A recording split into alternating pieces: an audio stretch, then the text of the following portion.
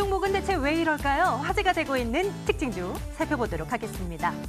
삼성전자 먼저 시작을 해볼까요? 많이 올라가죠? 1.8% 올라가고 있는 삼성전자 46,800원대까지 이제 올라와 주는데요. 우리 시간으로 내일 새벽 4시에 공개가 된다고 합니다. 갤럭시 S10 시리즈에 대한 발표 말입니다. 미국 샌프란시스코 빌 그레이엄 시빅 오디토리움에서 언백 행사를 갖게 되는데요. 애플의 안방에서 이제 공개를 하게 되는 겁니다. 기대가 사실 스마트폰 시장에 대해서는 이미 포화 상태고 새로운 것 없고 별 기대할 것 없다라는 시각들이 지배적이었는데 왜 이쪽으로 기대가 이번에는 모아지는 것인가 하면 이 갤럭시 S10에 대한 기대감도 기대감이지만 폴더블 관련한 이 기대감도 상당 부분 좀 반영이 된 것 같습니다. 이제 갤럭시 F라는 가칭, F로 불리는 폴더블 폰도 함께 공개될 것으로 보이는데요. 삼성전자 일단은 46,800원대 흐름 보여주고 있는 상황이고요. 이 폴더블 폰 관련주도 함께 챙겨보도록 하겠습니다. 오늘은 뭐 동진 세미캠 9%대, 가능하다면 뭐 파인텍이나 뉴파워 플라즈마 이에 대한 뷰도 한번 볼 수 있었으면 좋겠는데요. 파인텍, 뉴파워 플라즈마. 이 삼성의 폴더블 폰은 사실 이 개발이 끝난 상태가 아니기 때문에 내일 막 소비자에게 직접적으로 뭐 공개가 된다든지 행사장에서 그런 것이 아니라 시연을 이렇게 하는 것이다 정도만 공개될 것 같습니다. 하지만 본격적으로 시작될 폴더블 폰 시장의 시대에 관련주들이 좀 강세를 나타낼 것으로 예상이 되고 있는데요. 뉴파워 플라즈마는 6%대, 파인텍 상한가 기록을 해버렸네요. 폴더블 폰 관련주도 함께 챙겨보고요. 아모레퍼시픽 볼까요? 아모레퍼시픽 그룹이 자사주 매입 소식을 전했습니다. 자사주 75만여 주, 돈으로 따져본다면 한 500억 원 되는 규모이고요. 내일부터 시작해서 5월 한 20일까지 순차적으로 매입을 해나가겠다라는 계획이 나옵니다. 아모레퍼시픽 9%대 강세고요. 아모레지도 10%대 강세를 보여주고 있는데요. 요즘 가뜩이나 화장품주들 중심으로 뭔가 훈풍이 불어오는데 아모레퍼시픽 그룹주에는 자사주 취득 소식까지 전해지면서 상승폭을 더 키우는 모습 오늘 확인이 됐고요. CJ 대한통운도 살피러 가겠습니다. 다음 달 1일부터 택배 가격 인상이 된다고 합니다. CJ 대한통운이 앞장서서 이 인상을 좀 단행한다고 소식 전해지고 있는데요. 평균 건당 100원이지만 품목별로는 건당 1,000원 정도 올라가는 것도 있을 거라고 하네요. 택배비 인상 대상이 전자상거래 업체를 비롯한 기업 고객입니다. 오픈마켓 당연히 포함되고요. 온라인 쇼핑몰들 당연히 포함되고요. 이 말은 우리 소비자들 택배 주문하는 물건 주문하는 온라인으로 주문하는 소비자들도 일부 이 택배비 인상에 좀 영향을 받을 수 있다라는 얘기로 볼 수도 있겠습니다. 어쨌거나 올라가는 건 올라가더라도 오늘도 수고하시는 택배 기사분들께 이 인상분 조금은 더 넘어갔으면 하는 바람도 가져봅니다. CJ 대한통운 1%대 강세 보여지고 있고요. 요즘 석유화학주들 움직임 괜찮죠? 금호석유가 8%대 강세, 하나케미칼 6%대. 큰 손들의 수급 꾸준히 유입되고 있는 상황이고요. 롯데케미칼은 오늘까지 3거래일 연속의 상승일걸요. 중국 시장을 중심으로 한 소비가 회복되면서 업황이 개선될 것이다. 얘기가 나오고 있는데요. 석유화학주 뭐 담으면 되는지 전략 챙겨보도록 하겠습니다. 항공주 중에서도 하나 볼까요? 어제는 제주항공 살펴봤는데요. 오늘은 대한항공 보겠습니다. 어제 중장기 비전을 대한항공이 발표했습니다.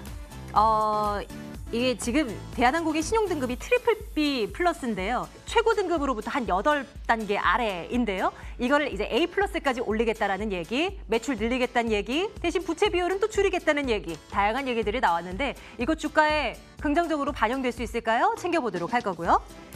삼성 SDS도 챙겨보겠습니다. 3.7%의 강세로 현재 진행되고 있는데 요즘에 제조업계에서 뭐 자동화 바람, 뭐 지능형 바람 이런 것들 불고 있잖아요. 정부 쪽에서도 스마트 팩토리 돈 한번 힘을 실어 넣어주겠다 얘기 나오고 있는 상황이고요. 요즘 SI 업체들 잘 나가고 있는데요. 이에 대한 대응 전략도 챙겨보도록 하겠습니다. 유한타증권 영업부 박우경 차장과 오늘 함께하는 날이에요. 만나러 가겠습니다. 차장님 어서 오세요. 네, 안녕하십니까? 안녕하세요. CJ 대한통운 먼저 볼게요. 뭐 택배 가격 인상 얘기는 이제 끊임없이 나왔던 얘기인데 이제 다음 달부터 정말 인상이 되나 봅니다. 주가에 반영이 될 수 있을까 한번 궁금한데요. 살펴주신다면요. 네, 저는 충분히 이제 3월부터 그 택배 가격이 인상이 되면은 CJ 대한통운의 주가가 상당히 좀 부진했습니다. 거의 뭐 15만 원대에서 17만 원대 긴 박스권에서 좀 답답한 측면이 있었는데요. 뭐 작년부터 이제 본격적으로 시작된 뭐 최저임금 인상이라든가 물동량, 뭐 온라인 쇼핑몰 활성화를 해서 물동량, 택배 물동량은 지속하게 좀 늘어나고 있는데 단가 경쟁에 대한 그런 치열한 경쟁 속에서 택배 회사들의 그 수익성은 더욱더 악화되는 측면들이 있습니다. 이번에 3월 1일부터 본격적으로 인상이 된다면은 수익성에 조금은 좀 숨통이 좀 틔울 걸로 좀 보이고 있고 CJ 대한통운 같은 경우에는 그 업계 MS 1위, 뭐 45%의 그 MS를 좀 자랑하고 있기 때문에 더욱더 그 이익 레버리지 효과가 더욱더 좀 클 걸로 좀 보이고 있습니다. CJ 대한통운만 좀 본다면은 뭐 4분기 실적 생각 괜찮게 좀 나왔던 걸로 좀 보이고 있고요. 뭐 신규 사업으로 뭐 건설 부분에 대한 그 양호한 실적도 좀 보이고 있고, 뭐 계약 물류에 대한 그 구조 개선도 점차적으로 좀 가고 있고, 글로벌적으로 그 네트워크 형성도 점차적으로 동남아시아 쪽으로 확장되고 있다는 점들은 상당히 좀 긍정적이다라고 좀 보이고 있습니다. 뭐 회사 차원에서는 작년까지는 뭐 성장에 좀 초점을 맞췄다면은 올해부터는 그 효율성, 그 수익성에 좀 초점을 맞추는 것이 이 택배 가격 인상으로도 좀 바로 좀 연결로 될 수밖에 없기 때문에 올해는 아무래도 주가가 한 단계 레벨업이 될 수 있는 한 해가 아닌가라고 좀 보고 있습니다. 당연히 뭐 크게 오른 것이 없었던 만큼 지금 구간에서 들어가는 것도 문제 전혀 안 되는 거죠? 예, 충분히 뭐 지금 가격에서 들어가는 거 충분히 좀 가능할 걸로 좀 판단이 되고 있고요. 예. 한번 차트를 보면서 네, 차트 한번 열어주세요. 다시 한번 말씀드리겠습니다.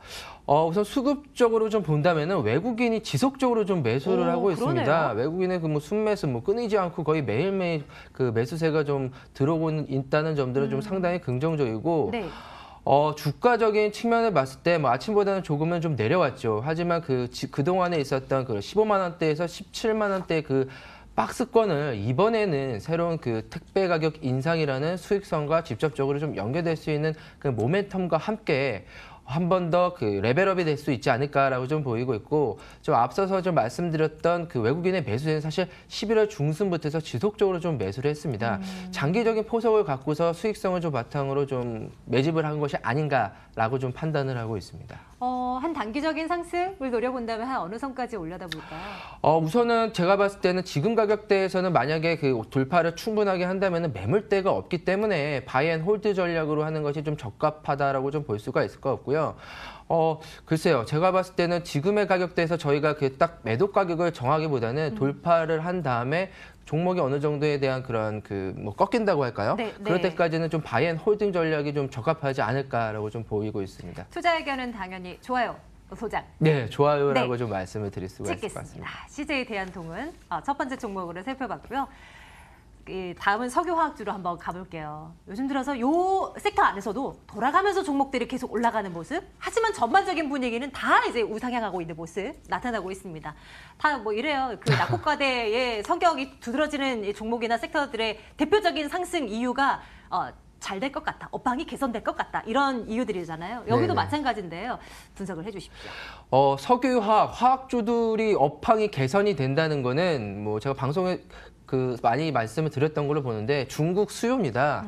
중국에 대한 수요가 개선이 된다가 가장 키포인트라고 좀 볼 수밖에는 없을 것 같고요. 그러면 중국에 대한 그 수요에 대한 증가는 스프레드의 개선으로밖에는 연결이 될 수밖에 없기 때문에 마진이 이제는 조금 남았던 것이 수요가 세지다 보니까 많이 남게 된다. 그렇다면은 영업이익이 증가될 수밖에 없고 지금의 주가보다는 확실히 올라갈 수밖에 없다. 화학 종목 4분기 다 어닝 쇼크를 좀 기록을 했습니다. 1분기 지나서 2분기부터는 본격적으로 실적에 대한 증가세가 좀 뚜렷할 걸로 좀 보이고 있는데 최근에 그 중국 상해 증시를 좀 본다면은 뭐 상당히 지속적으로 끊임없이 좀 올라가고 있어요. 석유화학 종목은 중국의 상해 그 증시랑 궤를 같이 하고 있기 때문에 중국의 수요, 중국의 경기가 좋아지고 미중 간의 무역 갈등이 실질적으로 좀 해결이 된다면은 화학주들은 당분간 랠리는 좀 지속될 확률들이 높다라고 좀 보이고 있습니다. 그러다면 투자 의견은 일단 좋아요 할게요. 네. 그리고 석유화학주 안에도 많은 종목들이 있잖아요. 네네. 그중에서 오늘은 금호석유가 제일 많이 오르던가요?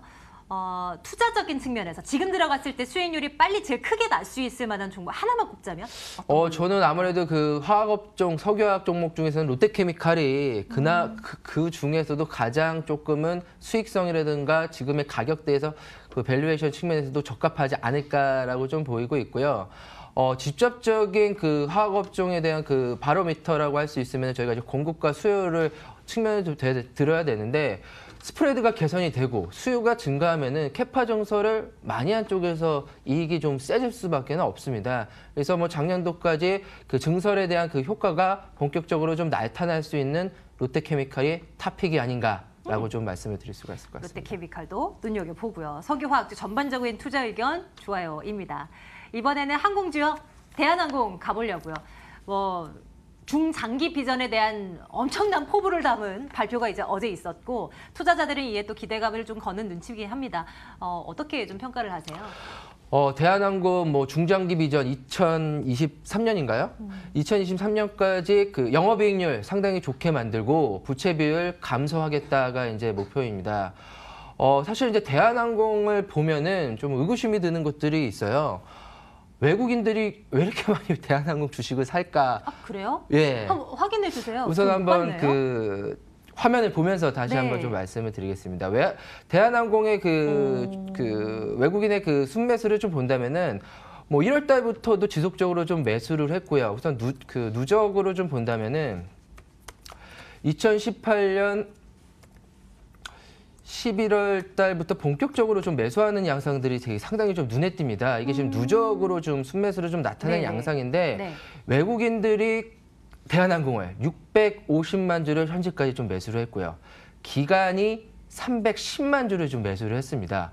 약 1000만 주를 외국인과 기관이 동시적으로 작년 11월부터 매수를 했죠. 그만한 이유가 분명히 있을 거란 말이죠. 그렇죠. 그럼 대한항공의 우선 주가를 좀 본다면은 본격적으로 좀 올라가기 시작했던 때가 작년 11월입니다. 11월부터 네. 외국인들의 그 매수세들이 상당히 좀 세짐으로써 주가의 상승 탄력도가 25,000원대에서 단번에 35,000원대까지 오르다가 최근 근 1개월 동안에는 곡점 박스권에서 주가가 좀 못 가고 있는 좀 답답한 상황을 좀 연출을 하고 있습니다. 오늘 약 한 2.5%, 3%의 그 상승세를 좀 기록을 하고 있는데 그럼 외국인과 기관들이 왜 이렇게 그 대한항공을 살까라고 좀 본다면은 우선 뭐 가장 좋은 저희가 일반적으로 생각할 수밖에 없는 게 이익에 대한 성장성이겠죠. 대한항공이 작년보다는 올해가 돈을 좀 많이 벌 거라고 생각하기 때문에 분명히 살 거란 말이죠. 그리고 이익에 대한 성장성을 좀 본다면은 올해 뭐 전반적인 증권사 리포터들을 본다면은 대한항공에 대한 그 영업이익의 증가를 한 30% 정도를 올려잡더라고요. 작년 네. 대비해서. 네. 가장 크게 좀 봐야 될 것이 프리미엄 비즈니스 자석에 대한 그런 지위가 더욱더 확고히 되고 국내는 뭐 항공사들 상당히 좀 많이 늘었습니다. 그렇죠. LCC들 네, 경쟁 상당히 많으니까요. 치열합니다. LCC들은 근거리를 하고요. 대한항공 같은 경우에는 장거리에 대한 그 독점적인 그 여력이 상당히 좀 뛰어나기 때문에 국내에서는 사실 항공사로서 그 경쟁사가 없다고 봐도 좀 무방하고 화물수에 아무래도 특화되다 보니까 고부가 가치 화물수에 대한 그런 그 가격에 대한 인상도 상당히 유리한 측면들이 있습니다. 그리고 대한항공 측에서도 직접적으로 좀 밝혔다시피 차입금을 지속적으로 줄이겠다, 재무 안정성을 높이겠다라고 했기 때문에 이익의 질은 상당히 높아질 수밖에는 없을 걸로 좀 보이고 있기 때문에 이런 장기적인 그 포석을 두고 외국인과 기관들이 매수한 것이 아닌가라고 좀 판단을 하고 있습니다. 저희 지금 자막으로 나가고 있는 송현동 부지 매각 저거는 어떤 이슈예요? 최근 들어가지고 그 국민연금이나 그 사모펀드 쪽에서 한진그룹으로 인해 가지고 그 재무 개선, 그 다음에 주주 친화적인 정책으로 그 제안을 하지 않았습니까? 네네. 그러다 보니까 갖고 있는 땅에 대해서 팔고 차입금을 좀 갚아라. 그래서 송현동 부지에 대한 매각으로 통한 재무 안정성을 한 번 더 높일 수 있는 기회라고 좀 말씀을 드릴 수가 있을 것 같습니다. 뭐 그런 측면에서 본다면 이 또한 또 투자자들은 좋게끔 받아들일 수 있을 만한 이슈가 되겠네요. 투자 의견은 어떻게 갈까요? 좋아요 갈까요? 투자 의견은 좋아요라고 좀 말씀을 드릴 수가 있을 것 같고요. 뭐 지금 가격대 고가 박스권에서 조금은 좀 답답한 형상인데 충분히 이 가격대에서 돌파할 수 있는 여력이 충분하다라고 좀 보고 있습니다. 어제 이 시간에 제주항공 저희 살펴보면서 어제 정태근 팀장님이 나오셨었죠? 항공주 가운데 제주항공을 탑픽으로 꼽는다라고 말씀하시고 가셨어요. 네. 사장님은 어떠십니까? 대한항공 대 제주항공. 저는 대한항공으로 그래요? 탑픽으로 꼽고요. 뭐 제주항공 같은 경우는 이런 경우는 좀 탑픽이 될 수가 있을 것 같아요. 근거리다 보니까 사실 이게 취향하는 노선이 다르니까요. 완전히 다르죠. 근거리라고 할 수 있으면은 이점이라고 한다면은 그 일반적으로 직장인들에 대한 그 활발한 해외여행. 욜로족들의 선택은 대부분이 저가 항공을 이용한 단거리 여행 아니겠습니까? 그렇죠. 예. 그런 것도 저희가 될 수 있고 중국인 그런 관광객들의 그런 그렇죠. 본격적인 단체 관광 허용 시에 대한 그런 경우에는 LCC들에 대한 그 이익이 좀 증가될 수밖에는 없을 거는 같아요. 하지만 전체적인 그림을 봐서는 대한항공만이 뭐 갖고 있는 그런 프리미엄 서비스라든가 장거리 노선의 그런 독점력, 그다음에 화물수요의 견고한 이익 성장, 그다음에 그 중장기 비전을 봤을 때는 제주항공보다는 그 대한항공에 대한 그 이익 성장도가 상당히 뛰어날 걸로 보고 있고요. 주가의 측면도도 좀 빠르게 상승하지 않을까라고 좀 보고 있습니다. 네, 대한항공 차장님의 픽입니다. 좋아요 투자 의견이었고요. 다음은 삼성 SDS도 점검 들어가도록 할게요. 요즘에요, 뭐 SDS도 그렇고 포스코 ICT 또 롯데정보통신 이런 SI 업체들 쪽으로 투자자들의 좀 시선이 좀 쏠리고 있는 것 같아요. 이유가 뭐라고 생각하세요? 한마디로 말씀드리면 미래의 성장 동력에 그 투자하라 중심에 있는 기업들의 이제 투자를 본격적으로 하고 있는 것 같습니다. 네. 뭐 다들 뭐 아시다시피 삼성 SDS 같은 경우는 삼성그룹의 IT 뭐 전문 솔루션 그 기업이죠. 주로 뭐 비즈니스 솔루션, 그다음에 뭐 클라우드, 그다음에 물류, 그다음에 스마트 팩토리의 사업을 좀 영위를 하고 있고요. 고성장으로 회사에서 집중적으로 조금은 그 끌고 있는 산업이라고 할 것 같으면은 클라우드랑 이제 스마트 팩토리 산업이라고 좀 할 수가 있을 것 같습니다. 클라우드 같은 경우에는 아무래도 뭐 데이터에 대한 양이 그 넘쳐날수록 그런 기업들의 그런 그 B2B 서비스는 높아질 수밖에 없기 때문에 국내의 그런 금융사들에 대한 구축 수요가 상당하다고 합니다. 그래서 앞으로 삼성 SDS 쪽에서도 클라우드에 대한 고성장을 점쳐지고 있고요. 두 번째로 이제 스마트 팩토리 같은 경우에는 아무래도 그런 제조업을 기반으로 한 그런 솔루션을 좀 구축을 해야 되다 보니까 누가 더 많은 그런 물량을 좀 갖고 갈 수 있느냐가 좀 관건인 것 같아요. 삼성 같은 경우에는 삼성전자가 필두로 한 각각의 그런 그 계열사들이 상당히 좀 많기 때문에 그런 구축된 솔루션뿐만 아니라 새로운 업그레이드 그런 버전 같은 들이 지속적으로 생길수록 이익의 질은 좀 높아질 수밖에 없을 걸로 좀 보이고 있고요. 이런 기술을 바탕으로 새롭게 다른 그런 뭐 해외사들과의 그런 솔루션에 대한 그 역량을 더욱더 빛을 발할 수 있는 기업이 아닌가라고 좀 보이고 있습니다. 삼성 SDS 같은 경우에도 화면을 보면서 다시 한번 좀 말씀을 드리겠습니다. 최근 들어서 그 삼성 SDS 같은 경우도 외국인들의 그런 매수세들이 오늘 골라온 종목 모두가 외국인들이 사랑하는 종목이네요. 그렇죠.